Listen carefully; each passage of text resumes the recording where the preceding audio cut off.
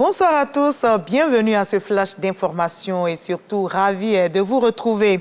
Le ministre français de l'Europe et des Affaires étrangères, Stéphane Séjourné, vient d'être reçu par le président de la République, Alassane Ouattara. Stéphane Séjourné achève ainsi sa visite, sa première tournée africaine à Abidjan, une tournée qu'il a menée au Kenya et au Rwanda. Il a souligné l'importance des diasporas qui restent actives en Côte d'Ivoire, tout comme en France, et il évoque des partenariats équilibré, bénéfique pour les deux peuples et salue les bons résultats de l'économie ivoirienne depuis une décennie.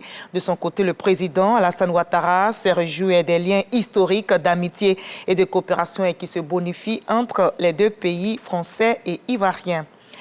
On se souvient, il y a 30 ans, entre 1994 entre 800 000 et 1 million d'hommes, de femmes et d'enfants, principalement Tutsis, ont été massacrés au Rwanda.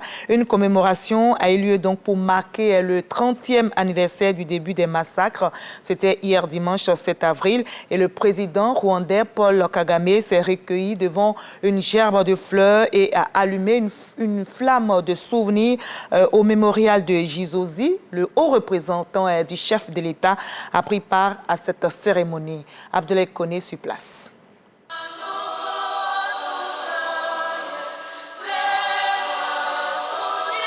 Un décor sombre pour exprimer la douleur et un arbre fluorescent pour dire oui, oui à la vie, oui à l'espoir d'un monde de paix et de cohésion partagée.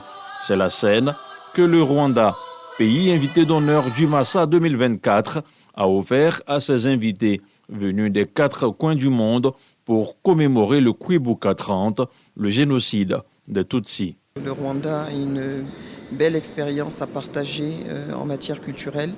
Et d'ailleurs, la culture, et on l'a vu au cours des cérémonies de commémoration de 30e année du génocide, la culture a joué un rôle important dans le processus de réconciliation et de cohésion sociale. Car il y a 30 ans en arrière, au Rwanda, des familles entières ont été décimées. La faute à la barbarie humaine, 100 jours d'affrontement avaient causé la mort de plus d'1 million de Tutsis, 800 000 personnes selon des chiffres officiels. Un grand moment de compassion partagé par la Côte d'Ivoire. Les relations entre la Côte d'Ivoire et le Rwanda sont des relations de fraternité. Le président de la République qui a des rapports particuliers avec le président du Rwanda, c'est un événement qui nous concerne. Il pourrait se produire partout. Et je crois que c'est un exemple pour chacun d'entre nous de travailler à éviter que ce genre d'événements n'interviennent. C'est vraiment l'extrême limite de l'humanité.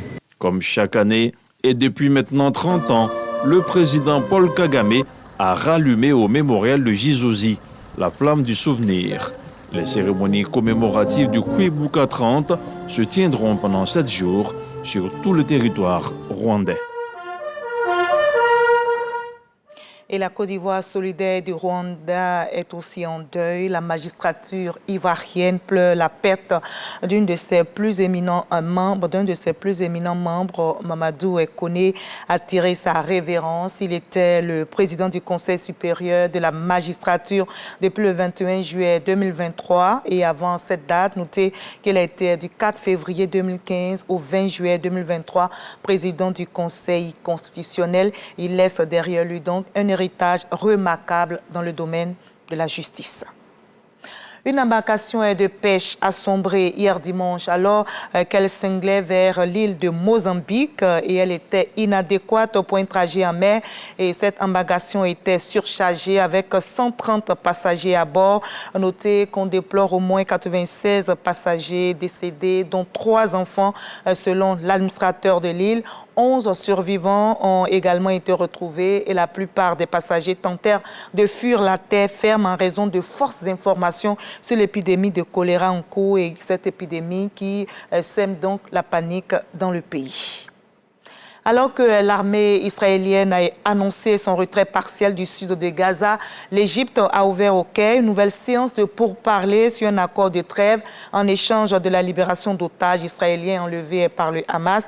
La délégation israélienne a finalement obtenu le feu vert du cabinet de guerre israélien et se trouve donc depuis hier dimanche au Caire en Égypte avec des prérogatives élargies pour permettre de finaliser un accord sur une trêve et un échange de prisonniers.